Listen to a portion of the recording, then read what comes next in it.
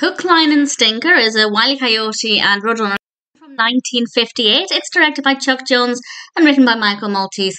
And to begin with, I wasn't really loving it. There was nothing bad about it as such, but there was nothing that I found to be unique or engaging or particularly funny. But around the halfway mark, we actually get a series of really brilliant things. It is a cartoon of two halves, where the first half is kind of average, not that memorable, and the second half has a lot to offer. We do have a variety, quite a wide variety of different things that Wile E. Coyote is trying. We get a beautiful moment where they come face to face, Wile E. Coyote and the Roadrunner, which doesn't happen that often. And I have to say I took great advantage of that for the thumbnail, because I don't often get to put Wile E. Coyote and Roadrunner in the same thumbnail, mostly because obviously Wile E. Coyote doesn't often get that close to him. But on this occasion we had that, and that was in the first half when things were still going really slow. That for me was the highlight of the first half.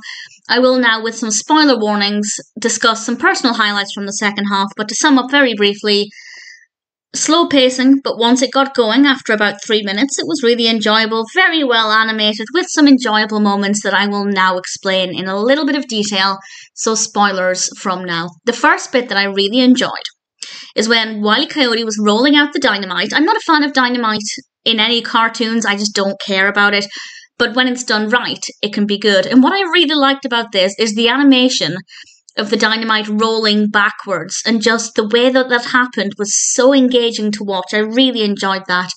We then have the piano, which initially wasn't that interesting, but I loved the quality of the animation when he was falling down on it. I thought that was very, very effective. And then the final part is beautifully executed.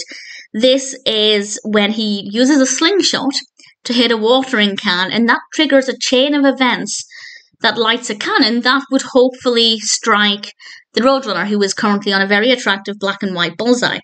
And things don't exactly go according to plan, but the chain of events was beautiful to see, really creative, really well animated, and a really solid way to end the animation.